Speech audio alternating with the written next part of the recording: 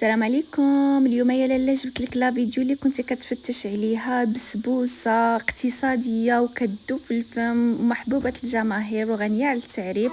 بقاو معايا نمروا لطريقه التحضير. ايوا بالنسبه لهنا البنات غادي نمروا لطريقه التحضير. غادي نشبر واحد الكاس خون، غادي نعمل فيه كاس ونص ديال الماء بارد، وغادي نزيد نطيب لافاني، وغادي نضيف 4 معالق ديال السكر. انا ما كتعجبني، نتوما الا بغيتوا الحلاوه اكثر تقدروا تزيدوا. غادي نضيف الليمون عاوتاني.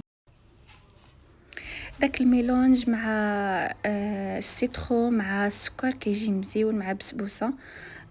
وهنايا عندي 3 ديال البيضات كبارين، غادي نعملهم في مونينيكس، وغادي نضيف اخر كاس سكر.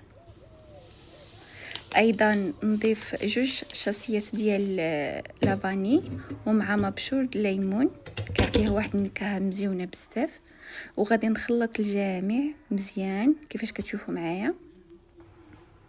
وابخي غادي نضيف كاس من الزيت وكاس ديال الحليب، خاصو تدفيه شويه يكون دافي. وابخي غادي نشبروا هذا البول هذا، غادي نخوي فيه من بعد ما خلطت ليه مزيان باش تجي لكم بسبوسه خفيفه. وغادي نضيف غادي نضيف 2 كيسان ديال السميد الناعم، وغادي نخلط مزيان حتى يتجانس ليا مع الخليط.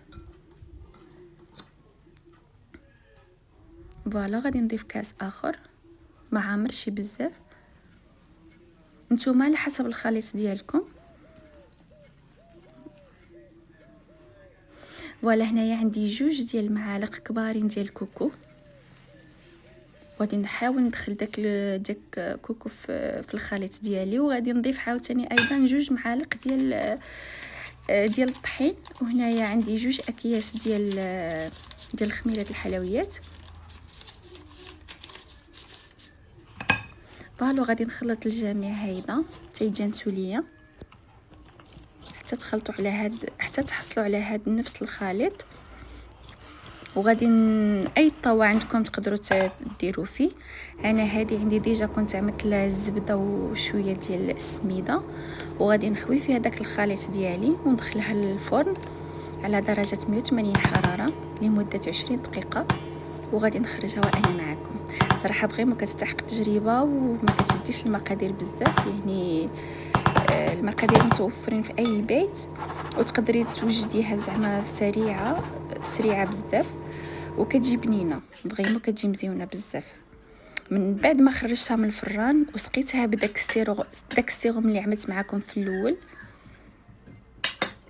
فوالا